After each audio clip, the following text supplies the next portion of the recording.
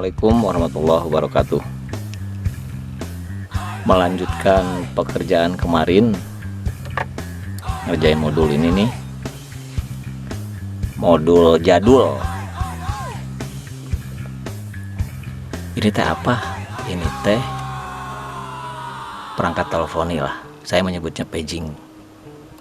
Fungsi dasarnya adalah, pertama dia bisa menggantikan pesawat telepon analog.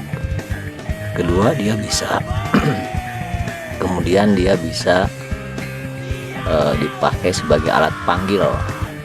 Biasa ya kalau di perusahaan atau di industri gitu, ada speaker yang dipakai untuk paging atau memanggil. Nah, jadi dengan alat ini, paging itu tidak perlu membutuhkan alat khusus. Hanya dengan memanfaatkan jaringan telepon, user sudah bisa melakukan panggilan paging ke speaker toa dengan menggunakan interface alat ini. Itu ini yang pertama. Yang kedua, hybrid phone namanya. Kalau jenengan pernah melihat atau mendengar di radio misalnya atau di TV ya, ada orang yang nelpon dan suaranya terdengar di sistem siaran atau di siaran tersebut, hanya suaranya gitu ya. Nah, itu istilahnya menggunakan hybrid phone. Pokoknya intinya mengudarakan suara penelpon, gitu aja lah ya, itu gampangnya mah. Nah, ini sebenarnya masih termasuk teknologi jadul ya, sebagaimana halnya saya itu orang jadul. Oh iya, di sini nih saya ingin memperlihatkan contoh konektor RJ11. Ini merupakan alat yang tidak populer ya, cuman intinya ini adalah RJ11 yang biasa digunakan di perangkat telepon. Nah, ini itu akan dipasangnya di sini nih diantaranya. Nah, seperti ini. Jadi tutorial masang RJ11 ya, apa-apalah, kali-kali ini boleh begini, boleh begini. Tentu saja sebenarnya harusnya begini ya. Saya mendesain PCB ini. Kenapa ini tidak langsung di boardnya? Karena ini produk custom, jadi boxnya itu ya kita sesuaikan gitu. Nah, ini nanti kita pasang ke sini. Tuh, solder dulu ya, bentar.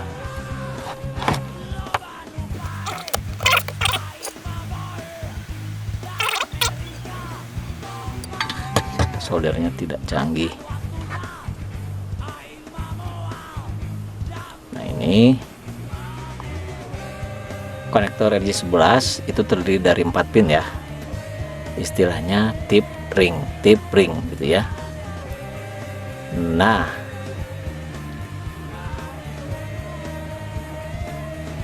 seperti ini. Rapi nggak nyoldernya guys? Maaf ya kalau nyoldernya masih kayak gini. Kondisi di luar hujan deras. Mudah-mudahan tidak ada sesuatu hal yang mengerikan. Saya lihat di beberapa postingan teman-teman, ada yang kena banjir, ada yang longsor gitu ya. Saya doakan semoga teman-teman semua, rekan-rekan semua, sahabat-sahabat semua, saudara-saudaraku yang dekat, yang jauh, semoga jenengan semua senantiasa berada dalam lindungan Tuhan Yang Maha Kuasa. Tetap waspada, hati-hati, jangan terlalu nyenyak tidurnya kalau yang mau tidur. Siapa tahu nanti pas lagi tidur jenengan tiba-tiba ada air ya masuk. Saya kemarin ada lihat konten, ada orang gitu tidur, tahu-tahu rumahnya kebanjiran, tapi karena memang orangnya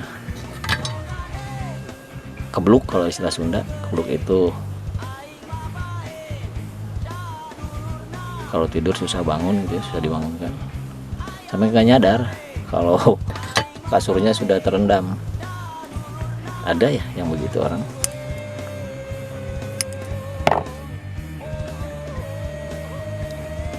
enaknya mah ya ini ngerakit kayak gini, konektornya di satu board di sini nih. Cuman kadang-kadang terbentur di box. Sementara kita kan pakai box yang umum ya, project elektronik biasanya kan kayak gitu, pakai box yang ada di pasaran. Makanya kita kadang-kadang untuk konektornya kita akalin seperti ini.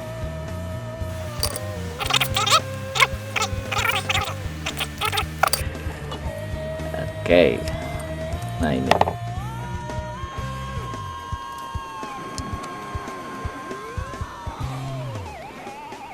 saya ceritain sedikit lah ya teknologi teleponi ini. Mohon maaf ya untuk master teleponi di mana saja yang sempat melihat video ini, jika yang sempat melihat video ini, jika penjelasan saya atau apa yang saya uraikan kurang berkenan. Cuman intinya adalah ini akan terkoneksi ke line telepon, ke extension PA-back dalam hal ini.